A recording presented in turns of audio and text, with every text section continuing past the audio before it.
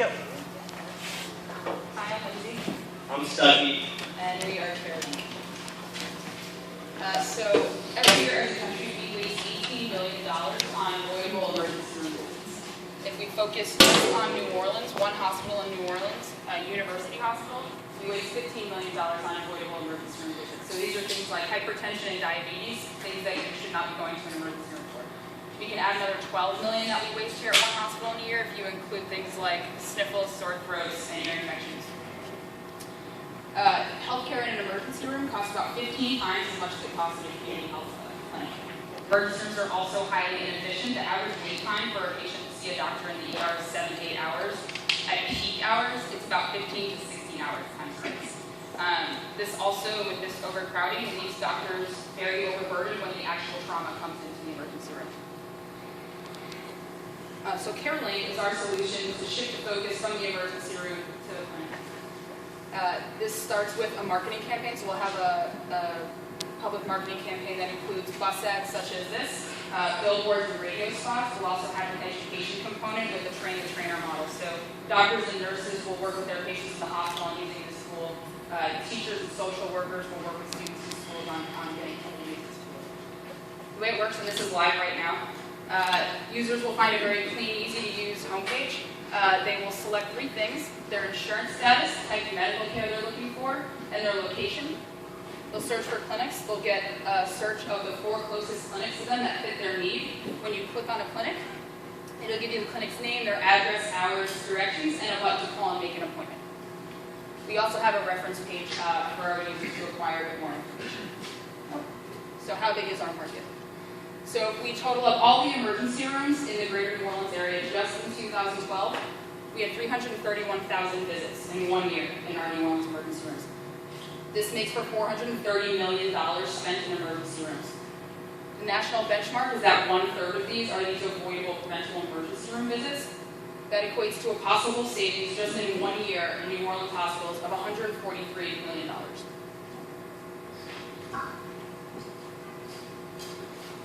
20% of patient visits, regardless of their insurance status, is unnecessary.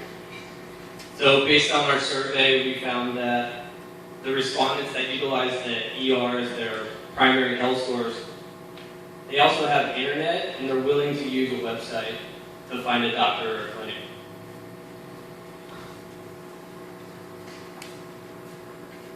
The first stage of our revenue model is to engage hospitals and run a trial for 6 months. The second phase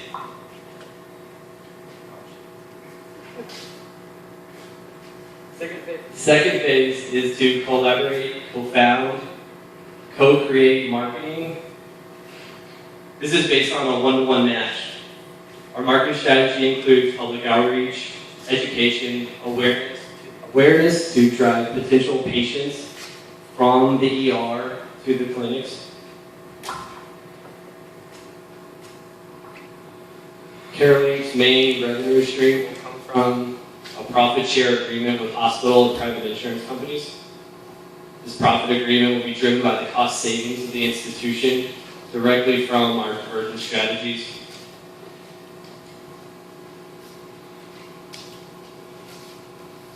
Primarily right now, our competitors are in the website app focused on driving potential patients to the ER. We want to go the opposite route. We want to abbreviate the lines and move people through.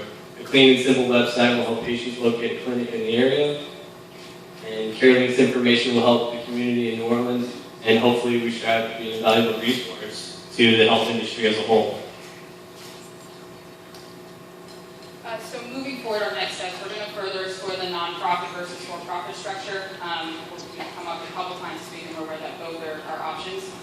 Marketing is also going to be our biggest factor in getting this tool used in our community. So we're going to focus on creating relationships with faith-based community centers, schools, hospitals, and lastly, community engagement along that line. In a month, we will be in the Lower Ninth Ward Village with Make Right Foundation at a healthcare prototyping this tool with our users. Thank you.